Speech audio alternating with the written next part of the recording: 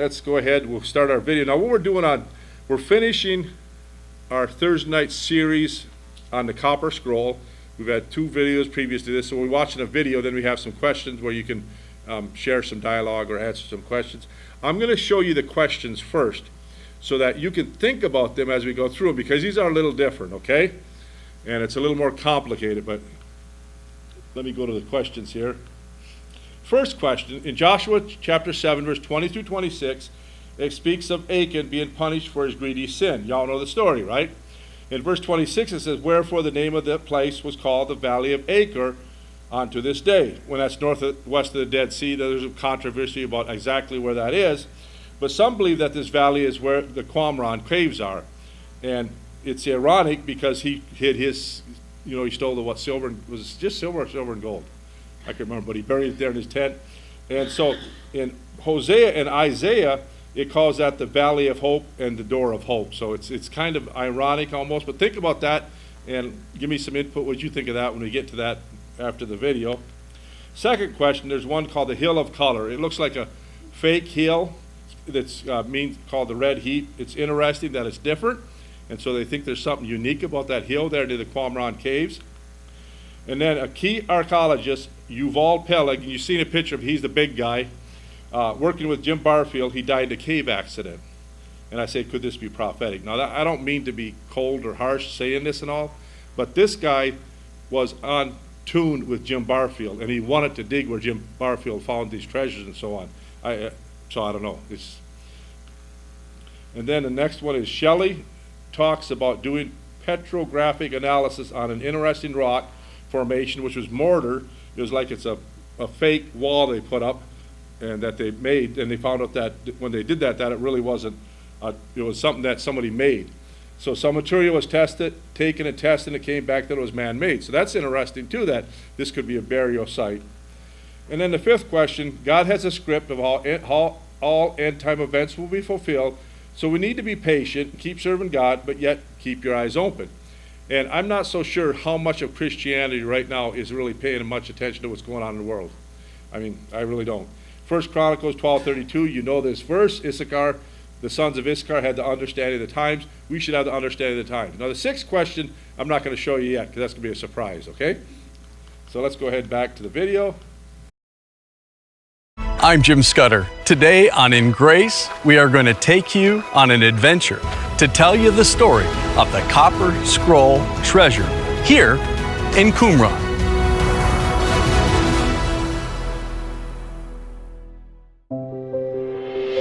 Ever since I was a boy, I've been fascinated with God's creation. I'm traveling the planet to tell His story about His world. I'm Jim Scudder Jr. Come with me on another exciting adventure in grace. Hi, I'm Jim Scudder. Welcome to In Grace and our very special episode on the Copper Scroll. We are at Qumran today, and we are here with the author of the Copper Scroll Project. Her name is Shelley Neese, and she's going to give us a tour of the different sites here in Qumran that interest us in relation to the Copper Scroll. Jim Barfield has identified what he believes to be the location of a number of significant treasures: gold, silver, precious stones, and even temple instruments, perhaps even the Ark of the Covenant. We don't know the extent of what is here, but we do now see Qumran in a whole new light. I've come here many times, and I was interested in the caves because in these caves we found the Dead Sea Scrolls, and to me that was the meaning and the significance. I really didn't think much about the ruins here at Qumran until now. What if under these ruins are the birthright of Israel? What if under that hill of Kulit, the hill of color, would be the ephod, the Ark of the Covenant? This is all almost too much to believe, but what if it's true? We're going to tell you the story from Qumran today on In Grace. What began as a simple Facebook message from an author has become an international quest. When Shelley Neese, the writer of the adventurous book, The Copper Scroll Project, contacted me, I was skeptical. But the more I read, the more I yearned for this incredible story to be true. I wanted Israel to be blessed, to be reconnected to the truth of Scripture, to find her Messiah. We first interviewed Shelley at the impressive Museum of the Bible in front of a replica of the Copper Scroll. And that led us to Dallas to talk to the man who may have at long last deciphered the Copper Scroll.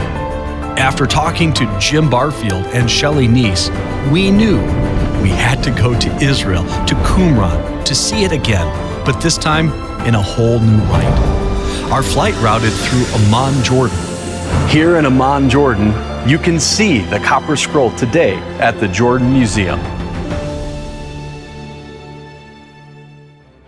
Once in Israel, a pilot friend of mine offered to fly me from Tel Aviv to see Qumran from the air. Of course I accepted. On the way, we flew right over the eternal capital of Israel, the city of gold, Jerusalem. As we flew from Jerusalem to Qumran, I was struck by how close together these two places were. Almost right below us right now. Right down there. Oh, is that awesome? What a treat. The ruins of Qumran. After we landed, we headed to another project we were filming, Shiloh. It was here that the tabernacle stood for over 300 years. While at the dig, I had a chance to interview the top authority of the Temple Mount, archaeologist Lane Rittmeyer. I found out that some in the archaeological world have a low view of the Copper Scroll. Do you know anything about the current Copper Scroll research? That's the greatest historical hoax of the of the first century. I've seen it in Amman. So you don't believe it's legitimate? No. They've been looking at all those places and nothing has ever been found. No, write it off as a hoax. While I really respect Dr. Rittmeyer, I'm also hoping in this one area he's wrong. But it did caution me to try to stay objective. Before heading to Qumran to meet up with Shelley Neese, we went to one of my favorite places, the Jewish Quarter in the old city of Jerusalem. On top of the retaining wall behind me, known as the Western Wall, would have stood the temple, and inside the Holy of Holies would have stood the Ark of the Covenant. The Ark of the Covenant is missing. It's very possible for someone to have been concerned about the temple treasures, for them to take them and hide them away, perhaps, in Qumran. Just to the left of the Western Wall are the temple tunnels. These underground tunnels are extensive, showing the massive quarried stones of King Herod's temple foundations. We're still in the Western Wall tunnel system, but now we've come to an area where you have bedrock on both sides. And this reminds me of the possibility of a cave or a tunnel system that could have led from Jerusalem all the way down to Qumran, large enough to be able to take temple treasures and hide them. The next morning, we met Shelley Neese at the Jaffa Gate and made our way down to Qumran. Jim Barfield asked an Israeli tour operator named Gilad Rosinger to meet us at Qumran. Gilad does special tours of Qumran in relation to the Copper Scroll treasure. To understand and even believe that this place could mean the literal transformation of the next stage of Israeli history, for me, it's absolutely fascinating and exciting. And so I spend every minute I can out here.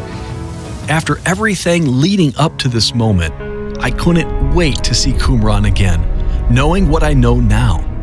I thought of the story of the sin of Achan in Joshua chapter 7.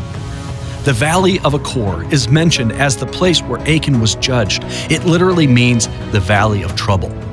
Could the Copper Scroll turn this place of cursing into a door of hope, as Hosea predicts? The first clue in the Copper Scroll was under the ruins in the Valley of Achor. So the question is, where is the Valley of Achor?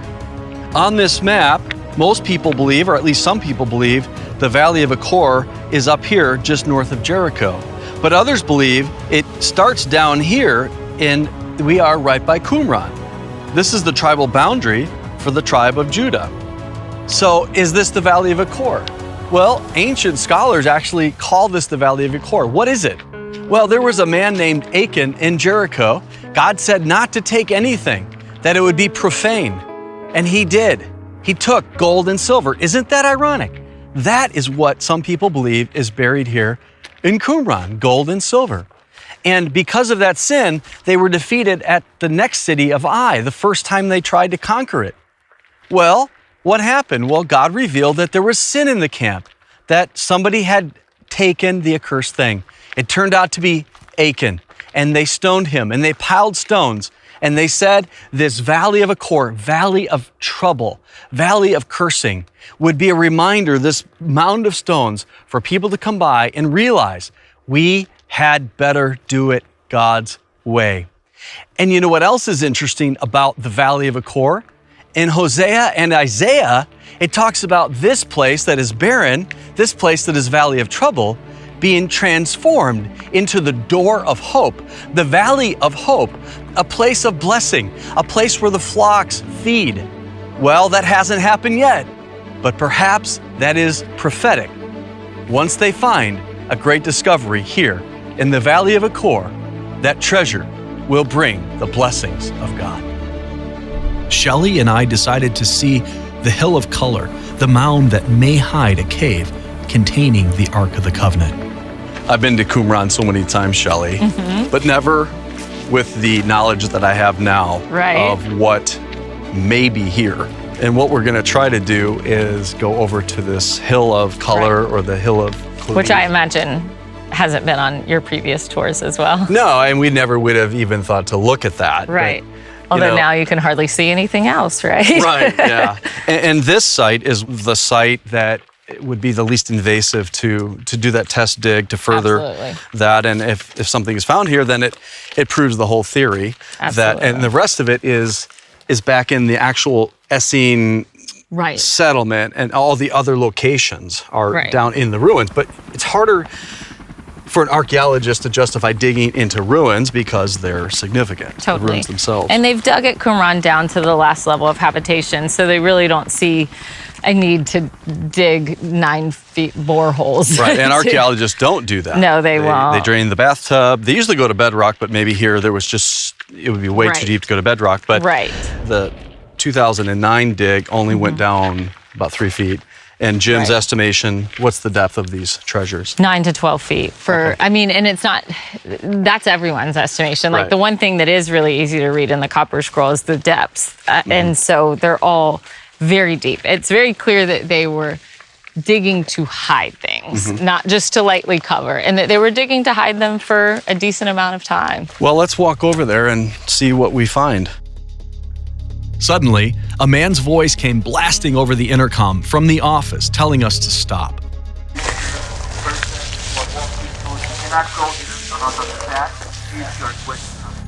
Fine, where are you heading for? We wanted to look at that cave over there. Is that not possible? No, because first of all, it's not on the path.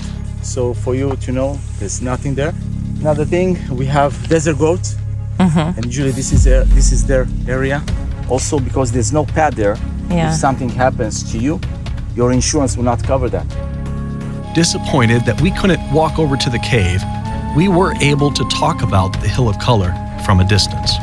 Shelley, behind us is the Hill of Color, the Mound of Red. Right. What is it called, and what could be there? Right. So the traditional translation has been Hill of Kolit, which a lot of people, there's proper place names in the Copper Scroll, and that's really hard because where is that today? But the Copper Scroll doesn't have capitalization, so we really don't know when something's a proper name or it's just a common name. So the way Jim Barfield translates it is heap of color or red heap. But if you look at it, you see, I mean, especially in the springtime when it would be greener out here, it's hot out here today, but it does stand out from the rest of its surroundings. And so there's other descriptions that are in the Copper Scroll that help identify this. It's not just because of its discoloration, but there does seem to be something different and that makes it stand out, especially that we're not so far from Qumran while we stand here.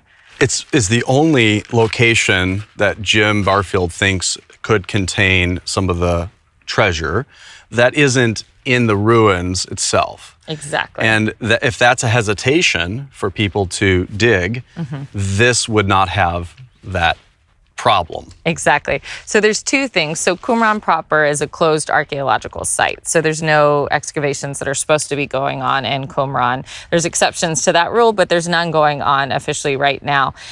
However, so this is not part of the archaeological site, and it's been declared no human habitation has been here, so therefore it's not archaeological. It is in nature reserve. And so that can almost have a different level of strictness around whether or not ibex are roaming here. Jim had to delay the dig at one point because the National Parks Authority said that it was like some kind of worm that was in mating season.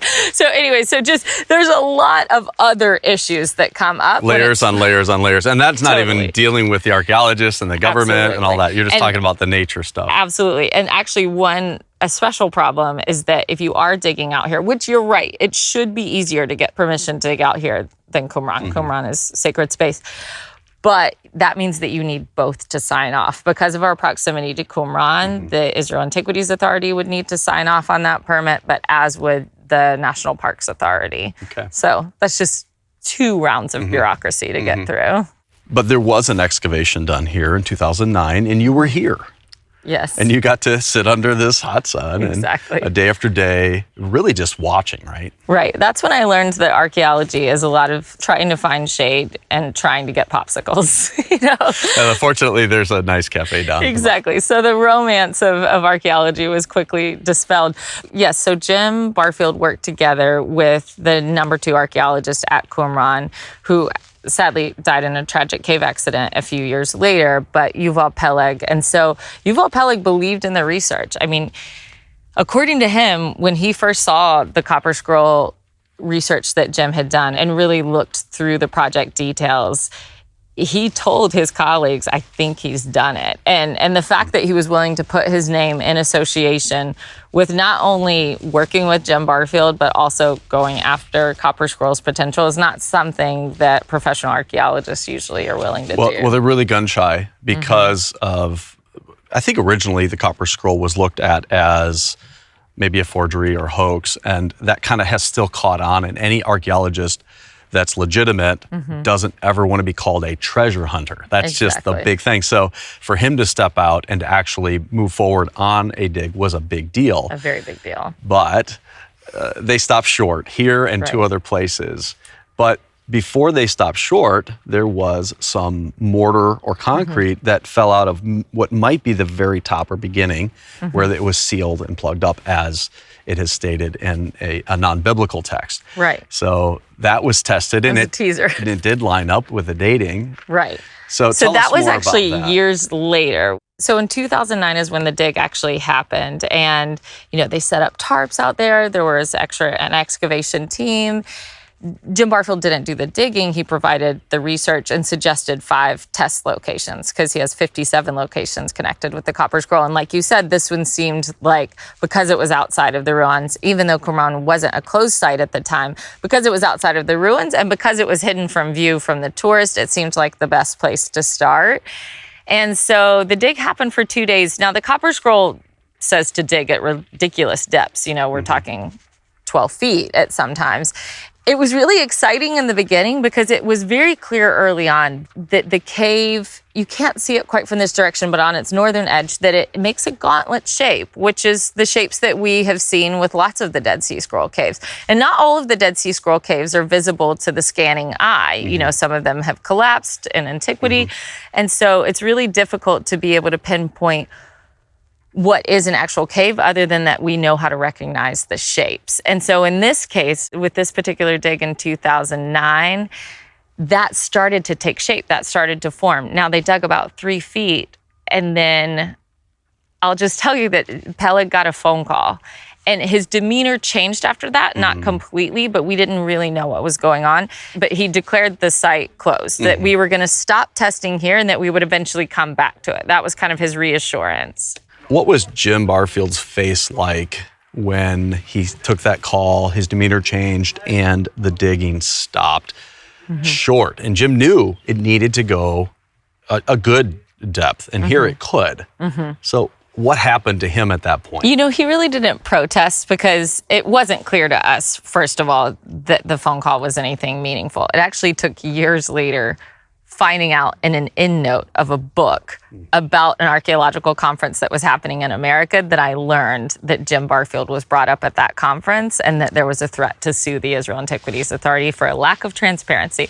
So that was actually years later that we sort of were able to piece together why the change had happened. But you did notice something. You didn't for fully sure. realize what it was. For sure. and- We actually thought it was just his boss, just being more of a, stick to the rules Right. that you're kind of using non-approved equipment. They're doing it properly. They're doing the excavation like they should. But a lip formed. It got a rise out of the archaeologist. And so he went over and he investigated the lip and he couldn't tell. It was just an unusual lip. And I actually really trust Yuval Peleg as an archaeologist. And so I think at the time he just didn't know what to do with that odd formation. A couple of scorpions actually jumped out. And, Maybe that's why they stopped the dig. Right. So then there was just a little bit of confusion that came with that. It was years later as Jim Barfield kept thinking, that mortar did not look normal. And just once it occurred to him, like we could do a petrographic analysis. And so he actually had a little sliver of the mortar removed, which, is okay because it's not an archaeological site. It's a nature reserve. And sent it to a lab in Skokie, Illinois. So it came back and said there was stronger evidence for it being man-made mortar than for it to be naturally occurring sediment or rock because it had elements of being heat altered, which only humans can do. So that was one piece of evidence. He's gone out there early before the dig even happened and there was a sinkhole there, which the size of you could put a basketball in it. And so sinkholes only happen when there's voids below. So there was really no reason to end the dig. At the time, Peleg said that there was no evidence of human habitation. But that's the thing about the Copper Scroll and why it's outside the realm of archaeology is that we don't need there to be signs of human habitation. We're not saying that humans lived there. We're saying that they buried something there. So with Jim Barfield's research, it's a little bit tricky in that respect because you're not looking for pottery shards. You're not looking for sandal nails. You're looking for treasure. Right. So there's just no way of getting around that. And so at some point, Peleg decided to actually dig at more pinpointed locations inside Qumran, and he did 2 more test sites. So we'll see what God's plan is, but it wasn't then. It wasn't for 2009. We know that. What does Jim think is here, and what are the locations on the Copper Scroll of this site? The translation, according to Jim's translation, which, all Copper Scroll translations differ a little, but this would even work for the most classic translations, which would be, to me, probably the Martinez translation. In the red heap is the wine vessels of the gleaming chamber, the ephod, and the entire tenth of the tithe of pouring vessels from the treasury. So right there, you have the ephod, which is one of the most delightful things listed in all of the Copper Scroll. And that's not just Jim Barfield's translation. The ephod is in there in every translation. In fact, in Al Walter's one particular translation, it has a yud behind it. And so he's seeing that as saying, my ephod, my priestly vestment, my breastplate of righteousness. Perhaps a priest was the one inscribing the Copper Scroll. So we know what wine vessels are in terms of ritual vessels for the temple and for sacrificial worship. And we know what the ephod is. The question is what is a gleaming chamber? And for Jim Barfield, you think about the Holy of Holies, you think about 4 walls, solid gold, and a lit menorah. The idea of a gleaming chamber seems like an apt description for what we think could possibly be in there in terms of temple furniture, some pieces of the Holy Temple furniture or some pieces of the tabernacle furniture. And so location 57, which also points to the red heap, it actually is probably one of the most exciting things because it says that in this location that you will find a matching document and together they are one. So if the Copper Scrolls taken this long, this many decades for people to be able to translate and sufficiently understand, the promise is that there is some other scroll buried with these items that will complement the Copper Scroll. The Copper Scroll is a verbless dry inventory. So maybe it'll provide the historical background for how this was written. Right. Maybe it's an inventory that matches. Usually in Jewish tradition, you have 2 witnesses, you have 2 texts. And so that's even along with Jewish tradition, the idea that they would have. So that was one other reason why that seemed like the best place to start. Now, Jim also, according to the research, the first 3 sites all make a straight line, the first 3 locations in the Copper Scroll, and the last 5 always ending here. The most significant thing in the Holy of Holies was the Ark of the Covenant. Absolutely. And it is missing. There are a lot of theories of where it might be under the temple. Some had said in Ethiopia. I don't think so. But It's also very possible that it's here in this cave, we believe a cave right there. Absolutely. Well, so there may be a lot of theories as to where the Ark of the Covenant's final, resting place is right now. What I think everyone could agree on is that it's not destroyed, that it will come back into Jewish history at some point. Because, the Jewish people, they have a day, the 9th of Av, that they mourn the loss of the temple. There's mourning incorporated into lots of Jewish tradition for the temple being destroyed, all of them. And so there is no mourning day for the Ark of the Covenant. There's no day that suggests that this is the day that our Ark was lost to us. And so just that very lack of identification, even on the Jewish calendar, as the day that the Ark of the Covenant, the thing that imparted holiness to the Holy of Holies, why its history ends pretty dramatically and quietly, we don't know. So whether or not the Ark of the Covenant is part of the Copper Scroll treasure, the Copper Scroll never explicitly says Ark of the Covenant, that's true. But whether or not the Ark of the Covenant is meant to be found and will be found, I feel pretty confidently that God will eventually let that come to light. It just seems weird that this was found in 1952, the Copper Scroll, and, it took a little bit of time to open and translate, but it's been out there for so many years, and some people have looked, but for someone that's never been to Israel to all of a sudden start to look at it, and he happened to have a satellite map or an overview map of Qumran, it just seems so odd.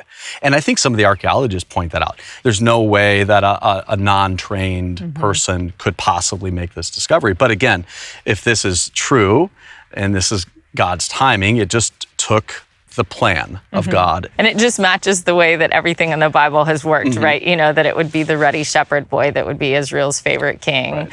To me, too, it just matches the script. It matches, if it is an arson investigator from Oklahoma that's been selected to do this, it matches God's script, And this arson investigator somehow pulls together a Knesset member, that metal detection scan of these sites that was done covertly.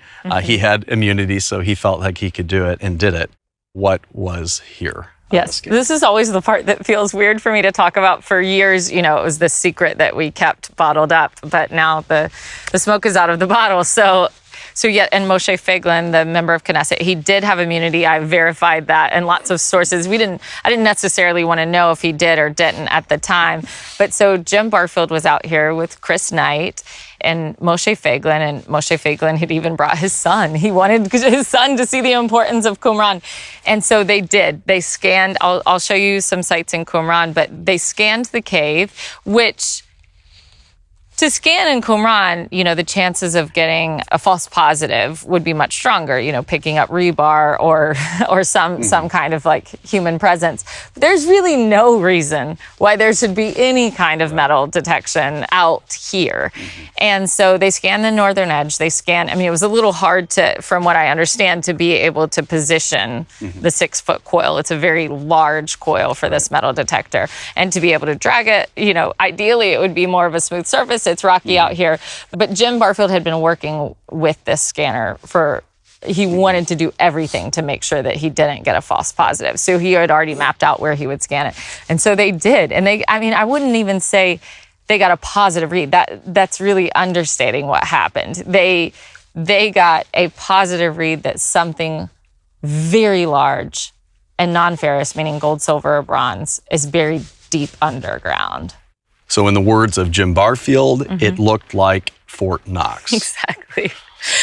So the metal detector, he had made it so that you would only be able to detect deep and large. This is not the place to get old gum wrappers. And so what the Copper Scroll is pointing to is not small. So you can adjust the metal detector to be able to only pick up large and non-ferrous metals. And it really wasn't telling him that real time. He had to download the data later. So it's not as if he was scanning it with Moshe Feiglin and knew right away that it was a positive read. That was a little bit of a delayed gratification. Yeah, and the tension building up. They're out here worrying about, are we going to get in trouble? But they're scanning. If that, they don't know the results. And I just love the idea of them going back out, still breathing, hard, and running over to En-Gedi, sitting down at a picnic table, opening a computer, and there it is. Right, which you've seen how hard it is to even go off the path here. So to be able to go off the path here with the 6-foot coil, There definitely butterflies in your stomach the whole time. Although Moshe Feiglin is Mr. Cool, I will say that. So I think he was able to allay lots of questions and things, and he was able to make it happen. Well, let me It's a just little tell bit you of this, that whether or not it's here or the treasure's here, again, we don't know. And No. I guess one day, if it's not, it's not. If it is, it is. It's still a really good book. You're going to learn a lot about Israel. You're going to learn a lot about history and the importance of the Dead Sea Scrolls. It's an awesome book. It's an awesome Thank read. you. Get Shelley's book, The Copper Scroll Project. And location number 1, and this is what Right. started it all. Right, with exactly. Jim, at least. Right, exactly. So when he's looking at the Copper Scroll and he sees it starts off under the ruins in the Valley of Achor. When he sees that, he takes it as the preamble for everything that's to follow. And that's where other people have maybe went the wrong direction. They thought Right. that was location 1's preamble, but that might, exactly. Jim said that's the preamble for the whole everything. thing. So everything's under the ruins of the Valley of Achor. Right, which given where the Copper Scroll was found would also just be sensical. Less than a mile, this direction, Cave 3. Exactly. So it's basically saying the most important ruins closest to here, go look there.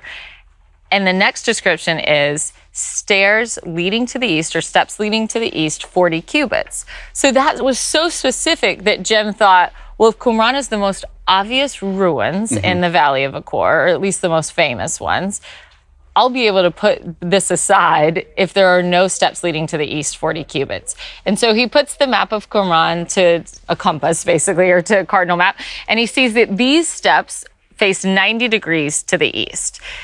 Now, the real trick would be if they measured 40 cubits. A cubit is approximately 50 centimeters, and he was able to find a recently published Israel Antiquities Authority document saying that these steps were exactly 19 meters translating into exactly 40 cubits. So when you find steps facing eastward that measured exactly 40 cubits, that just seems too big to be a And that was coincidence. 5 minutes. I mean, it was right at the beginning. And he's going, oh, well, that was easy.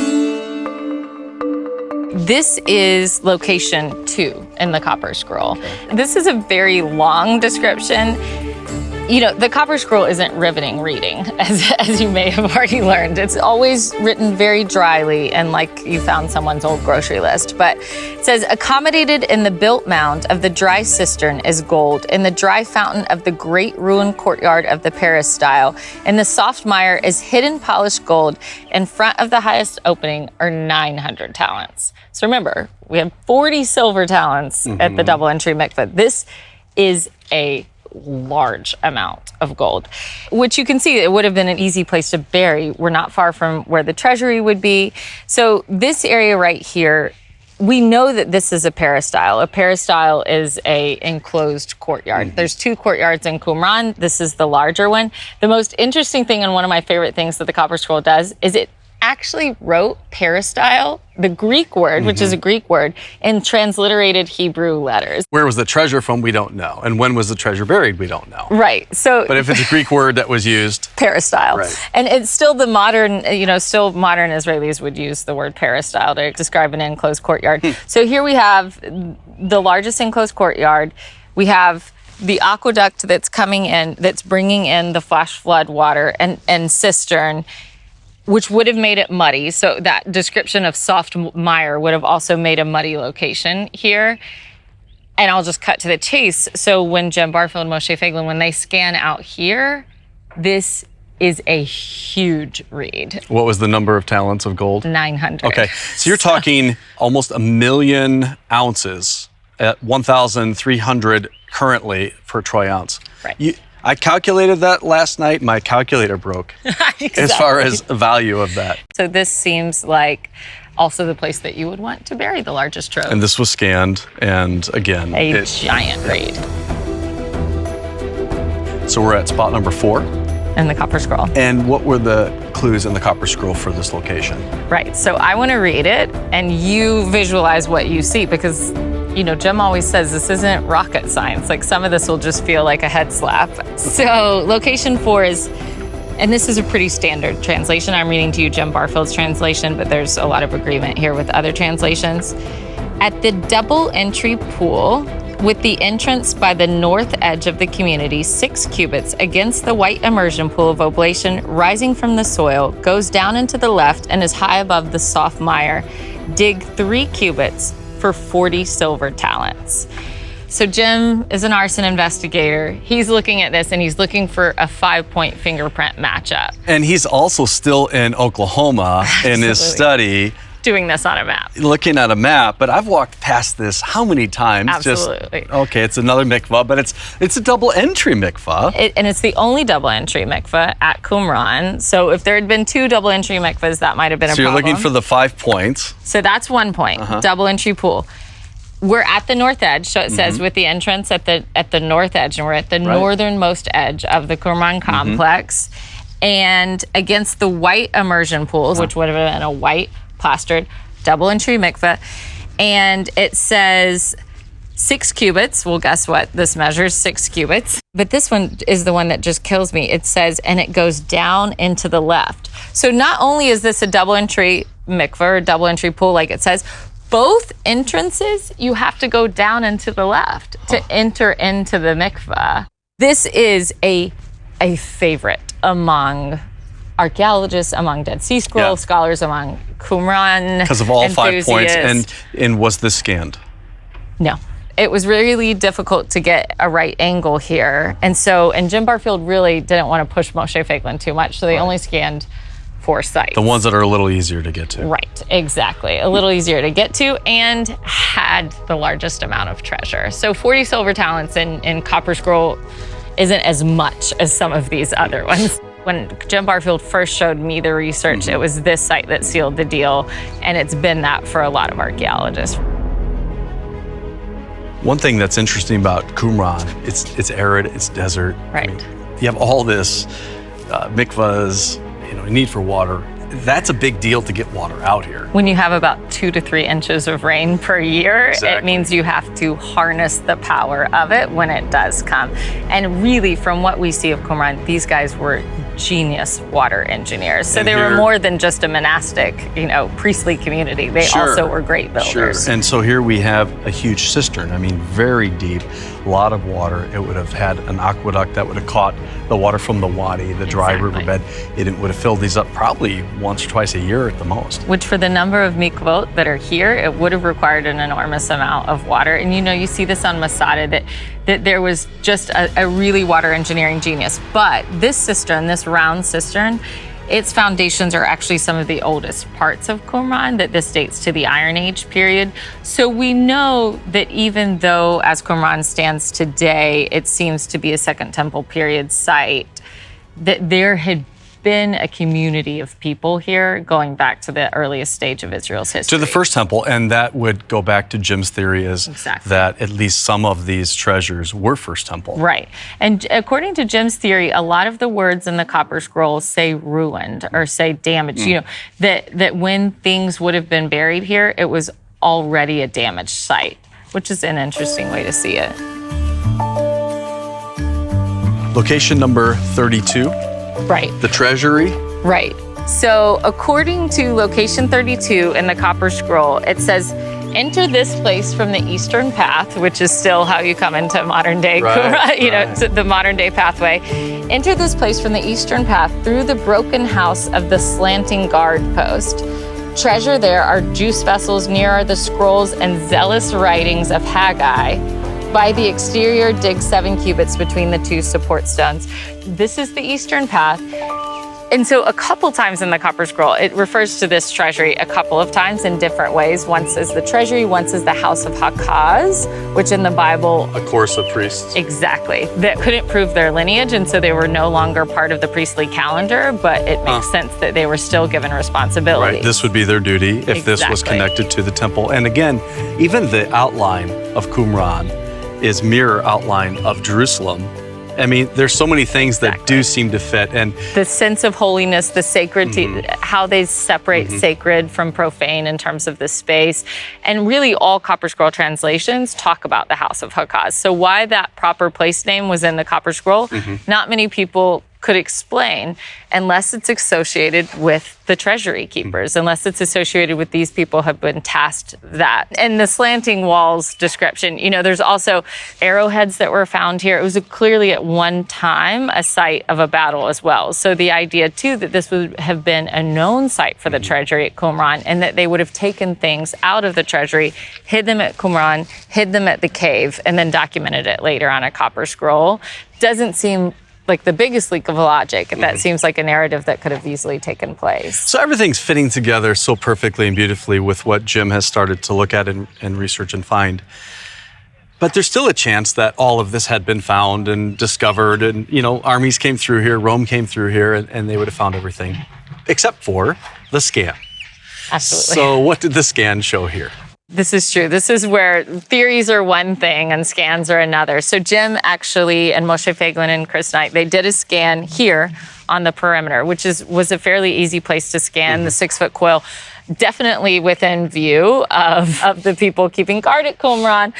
But still, this was an important place to scan. And I think probably in Jim's heart of hearts that if this didn't have a positive read, it would be bad for the other locations, because this would have been, even to someone attacking the House of Kaz, this would have been the most logical place to look. And he got a very big scan read here as well. Sometimes the copper scroll will say, it won't actually say gold or silver. It'll just say talents. And so you don't know if that's gems or, or what other precious metal that it's talking about. You really can't say.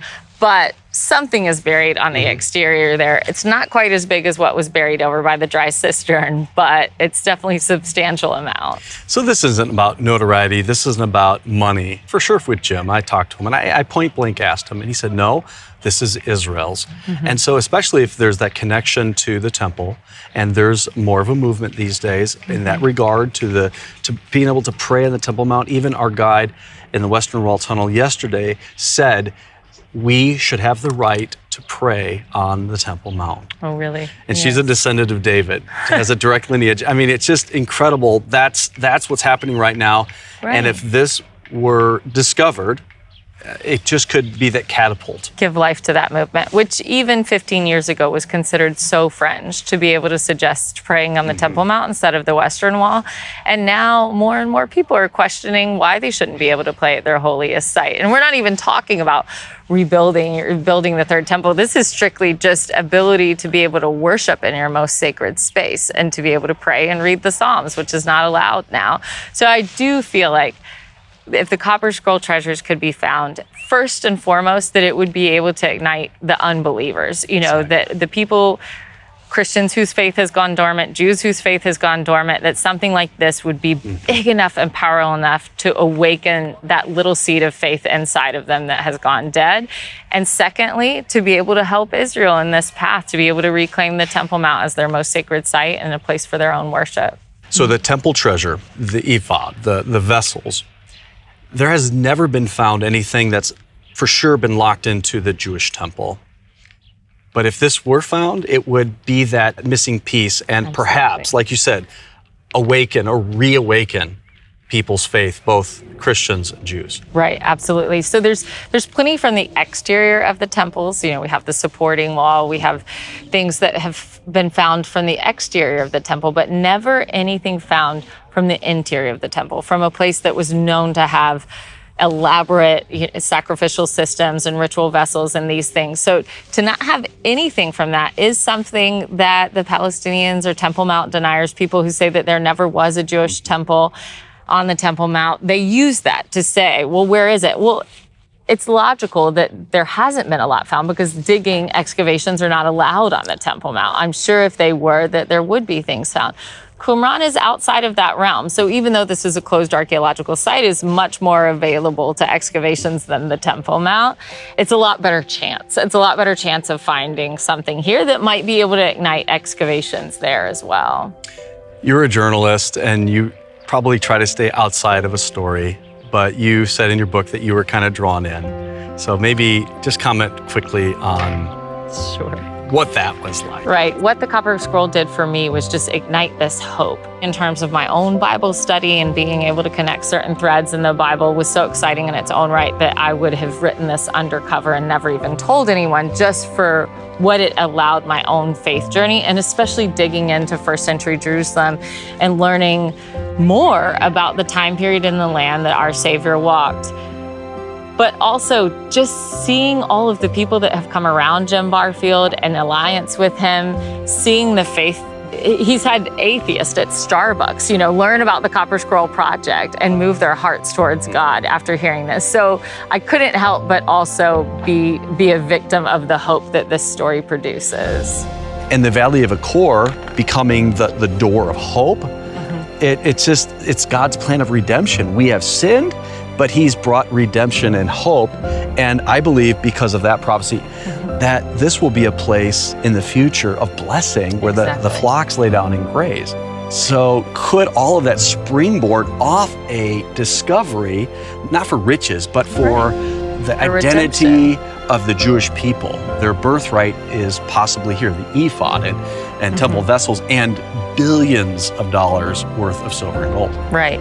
And God works through the land, so it's hard for Christians sometimes, because we have a personal relationship with Christ and with God, to also see how God moves and works through the calendar, through the Jewish calendar, and through his land. So this is just one of those examples of bringing redemption through the land, that if the place of curses is supposed to be a place of blessings in the age of mercy and a time for peace, that's redemption that God speaks through the land. And it's just such a perfect example. And I'm very careful not to go out on a limb prophetically, but it seems to connect. And I love that. And we'll see. If anything, we just learned more about the Bible. Absolutely. So that's always the goal. Whether or not there's treasure here in Qumran, where is real treasure? Money won't buy you happiness. Money won't buy you eternal life. As a matter of fact, the Bible says we have a treasure. The treasure is Jesus, Yeshua. He was promised and predicted. He was typified by the sacrifices. He came. He was born of a virgin, just as the prophet said, in Bethlehem, just as the prophet said. And he was crucified on a cross, just as the prophet said. Isaiah, they found the great Isaiah scroll here in these caves. He said that Jesus would not only be cut off, but that there would be a future. So in other words, there's a resurrection. Jesus came, lived, innocent, perfect, and died for our sins on a cross and rose again. He's coming back. That is the treasure. Let this represent all of us and our sin. Jesus came and he died on that cross, and he came and made that perfect sacrifice. So when God looks at those that have received him, he doesn't see us as sinners. He sees the perfect righteousness of Jesus Christ. Do you know him? Have you ever received that gift? Say something like this: Lord, I'm a sinner. I can't save myself, but right now I put my trust in the Lord Jesus, the one who came, the one who died for me on a cross, the one who rose again. I believe in him. And by the authority of the Word of God, you have everlasting life.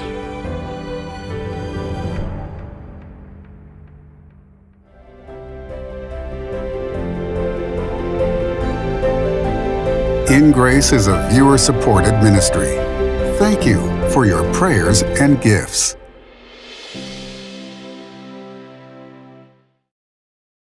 My question here, and that is quite interesting when you think about that. These copper scrolls give like a treasure map found in 1952. What was that, like 7 years after the Dead Sea Scrolls were found or so, or maybe, about that, somewhere around there. But it covers a lot of information. Just being made out of copper means they wanted to preserve it so it lasts this long.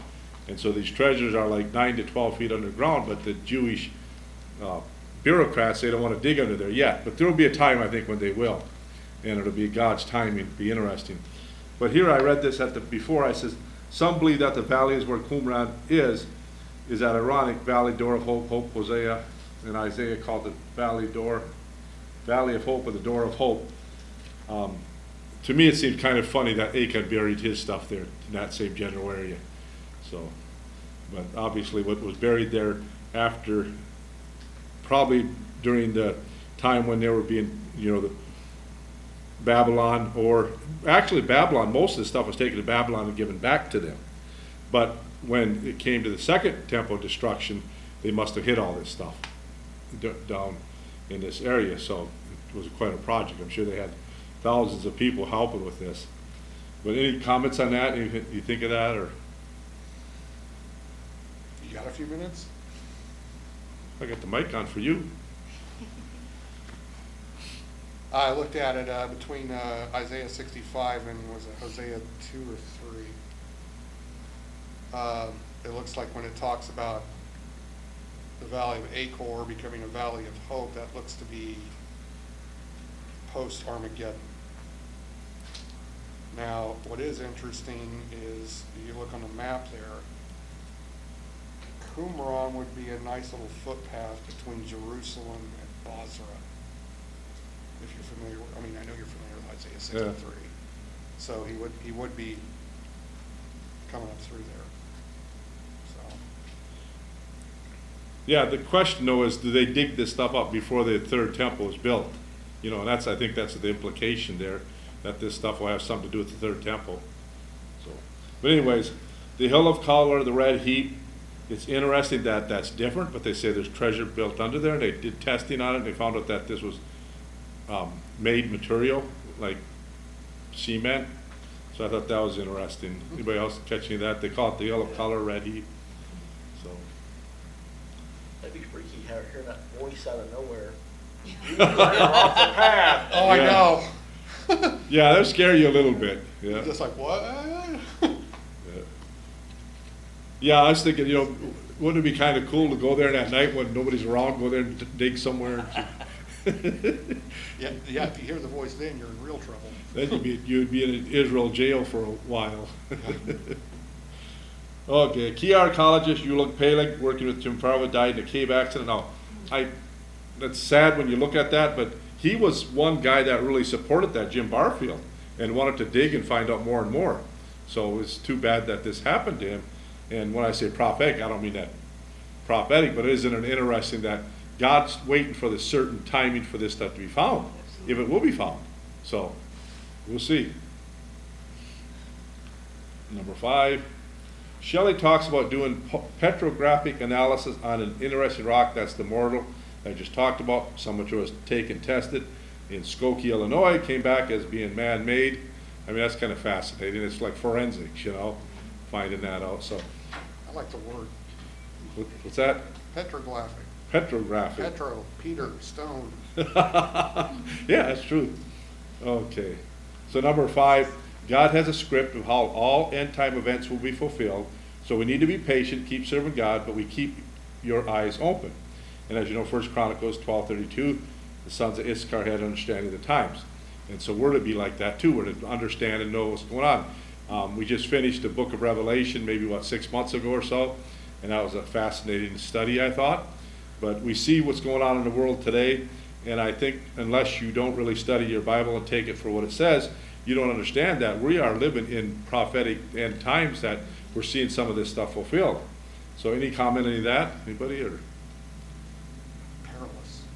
What's that? Perilous. Perilous times, yeah. And so number 6. Jim Powerful said this isn't rocket science. You mean rocket science? Gotta have a little humor, right? You better be happy at that. Okay, that's not a question, that's just my attempt at humor. Could we go back a minute to the times that we're living in? If you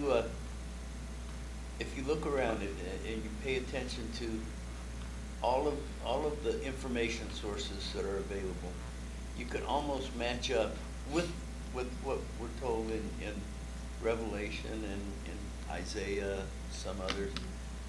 You can almost match up the things that are happening. And the thing that is scary is where the church is. I've been writing this thing on passive Christianity. Laodicea, lukewarm. Lukewarm Christianity. Yeah. And we're just, we're letting things happen, and we're letting people die without knowing Christ because we're too complacent with what we're doing. Anyway, and that was predictable. Yeah, you're right, yeah. Yep, very good. Okay, so that's what I have for, any comments on any of this? Sorry that last 10 minutes didn't go through, but I don't know, the first time this has happened, usually it works. Maybe that's prophetic. That could be. We're not supposed to know about that until next week. Yeah, till next week. Okay, so if you have your prayer request, we go through these. Oh, here's what I have too.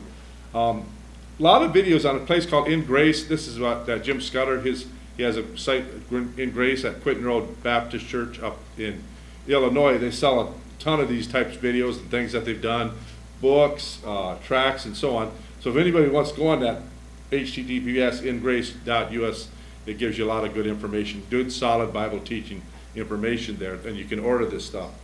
So